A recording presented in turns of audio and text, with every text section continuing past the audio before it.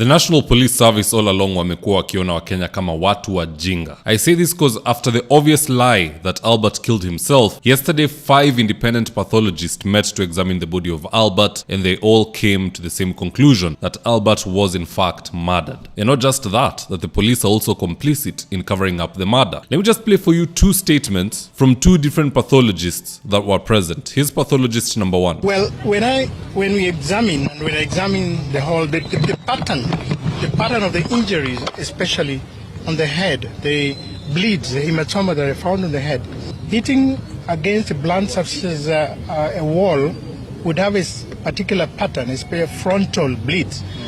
But the bleeds that we found on the scalp, on the skin of the head, was partially spread on all aspects, including the face, the sides of the head, and also the back of the head. When we tie up together with other injuries that are well spread in the body, including the upper limbs and the trunk, then this is unlikely to be self-inflicted injury. And here's pathologist number 2. Albert, we did the postmortem. We have 5 pathologists. We all agreed on the outcome of that postmortem. We checked all over his body. We checked his skin. It was quite okay. But there were a lot of injuries. When we went deep to the skin, there were a lot of injuries in the skin. Actually, the injuries were almost everywhere in the body. There were injuries in the neck, there were injuries in the back. In fact, the injuries at the back were very bad because when we examined inside, we found that actually the injuries were very serious and very deep and inflicted with a lot of force because there was bleeding inside the skin, which we could not see. And then that thing is that actually Albert had no disease at all because we checked each and every organ. He had no disease at all. And then when we checked where we found a lot of his injuries, they were around the head. The whole head was full of blood. The whole head. On top of the head, we normally call it scalp, it was full of blood. And then when we checked inside, that blood went inside his brain.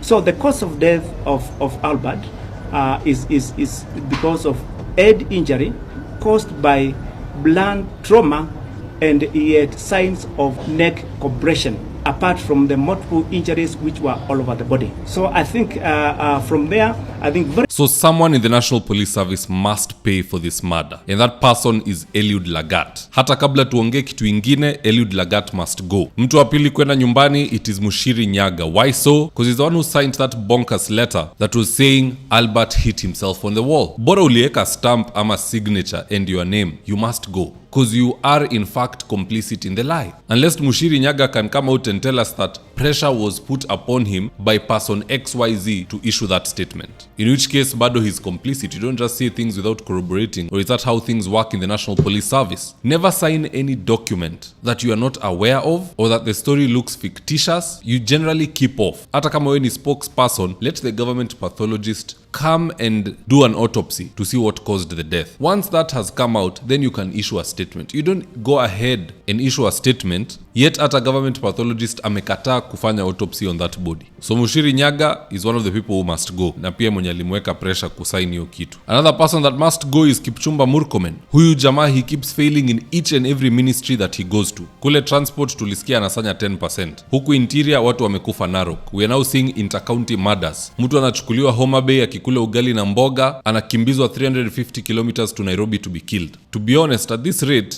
I can even say I owe Cherargei an apology, because Cherargei has been saying Murkomen is not a good fella, and I thought all along walikuwa na deal yao ilienda mbaya, that's why he's been hitting him every now and then. Kumbe there is truth to it. Murkomen is not performing. Just listening to Cherargei. In fact, the crime rate continues to go up and up.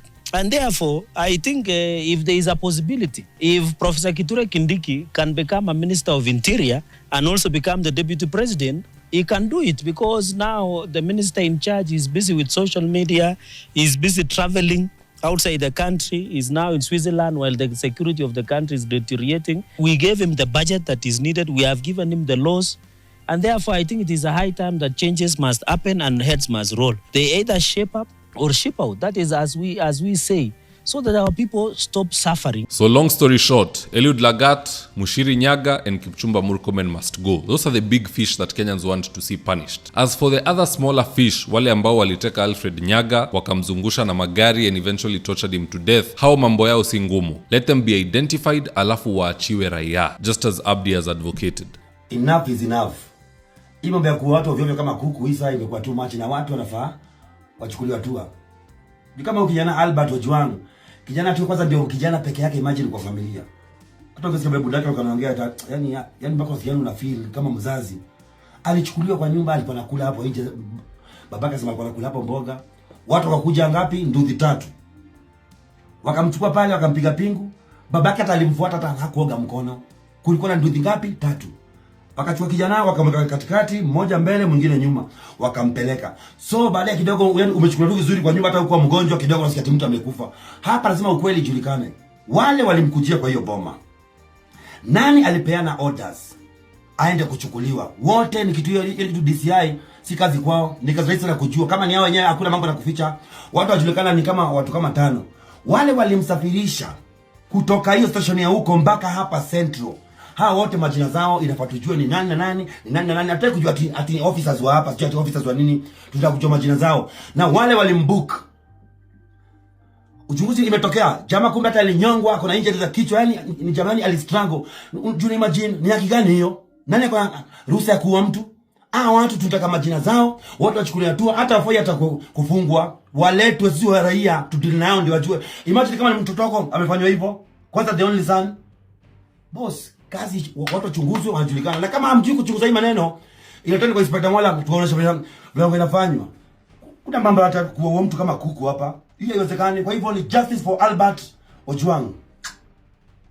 Those small fish must be punished so that in future new recruits into the National Police Service wakiambiwa go do ABCD, they should be able to question. Si kuenda tu. You can be sent to arrest somebody, drag him all the way past all those petrol stations to Nairobi, you hand them over there na anauliwa, but you will also be a part of the investigations because ulitumwa umshike na ukamshika na ukamleta. Because people are trying to establish at what point did he lose his life? Did he lose his life in Homa Bay or in transit or in the holding cell? For that to be established, all these people must be questioned. So junior police officers must learn to start questioning their seniors. Don't be a part of anything that looks fictitious. And if at all you are, come out and issue your statement. Help IPOA with investigations, but even better than that, because we don't trust IPOA, just come out to media and issue a statement. Hata ukifutwa kazi, there are people who will reward you. You will get a better job.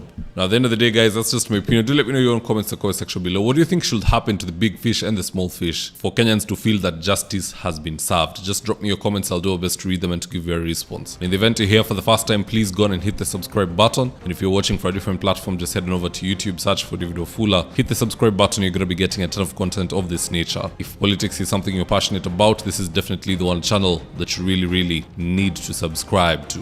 Alright guys, adios.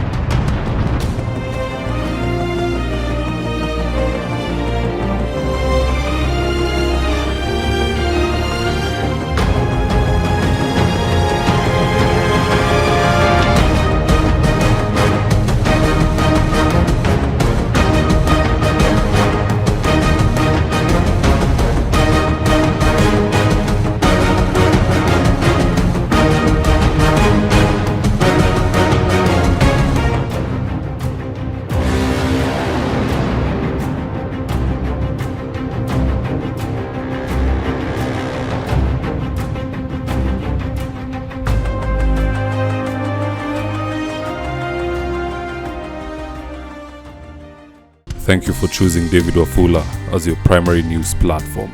We put countless hours in research, recording, and editing. By showing up each and every day to watch our videos, you encourage us to generate more videos for the viewers. We are on a mission to inform, educate, and build a better tomorrow. To our thousands of followers in a world full of presidents, kings, and queens, you are the real gem. Adios.